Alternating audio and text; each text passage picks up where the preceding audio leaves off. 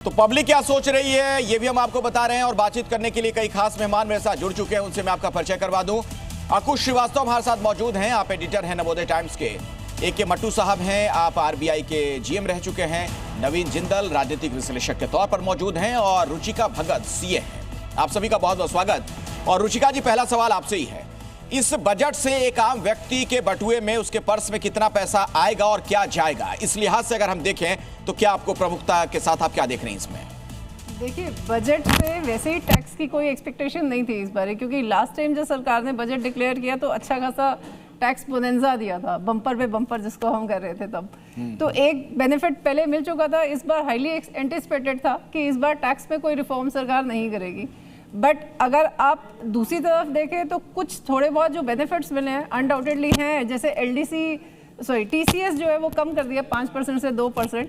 तो आप अगर घूमने जा रहे हैं या बच्चों को विदेश भेज रहे हैं पढ़ाई के लिए, या फिर आप मेडिकल एक्सपेंस के लिए, ट्रीटमेंट के लिए इंडिया से बाहर जाते हैं, तो उसके लिए आपको टीसीएस जो है वो रिड्यूस हो गया। ठीक है, अच्छा मट्टू साहब, ठीक है, आता हूं मैम आपके पास दोबारा। मट्टू साहब, इस बजट की 3 प्रमुख बातें आपको क्या नजर आती हैं आम व्यक्ति के लिहाज से, उसके नजरिए जरा बताइएगा। देखिए, इसमें एक एम्प्लॉयमेंट को बढ़ावा दिया गया है, मेडिकल टूरिज्म को बढ़ावा दिया गया है, थोड़ा हेल्थ केयर में भी है।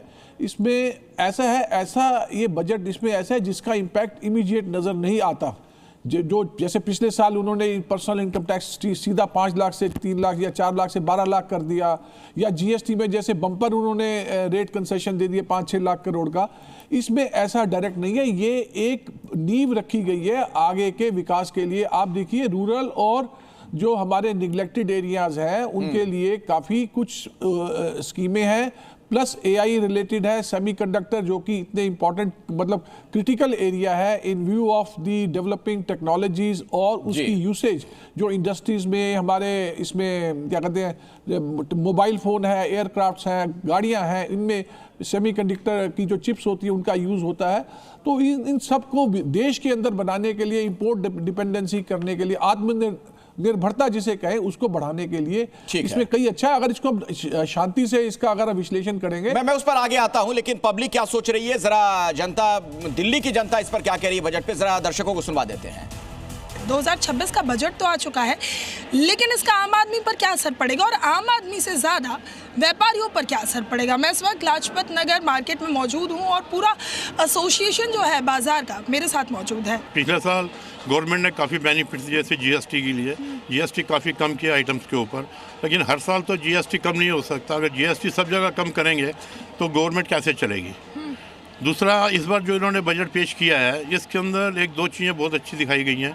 सबसे पहले जो उन्होंने मेडिसिन, जो सबसे ज़रूरतमंद आइटम है, जैसे कैंसर के लिए और शुगर के लिए, ये सबसे ज़्यादा लोगों को आजकल प्रॉब्लम्स है, इनके अंदर जो मेडिसिन के जिन्होंने प्राइस कम किए हैं ये बहुत अच्छा किया है। जो आप आम जनता के लिए सोच रहे थे कुछ बेनिफिट मिले, उसमें घरेलू आइटम में जैसे फ्रीजर, रेफ्रिजरेटर वगैरह में फ़ायदा होगा, उनको मतलब रेट कम होंगे।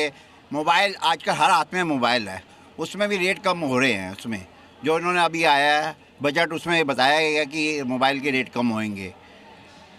हर माइंड में, लेडीज़ या जेंट्स हो, कस्टमर के हर माइंड में है कि मैंने सोना लेना है और चांदी लेनी है, तो व्यापार जो है वो घटता जा रहा है।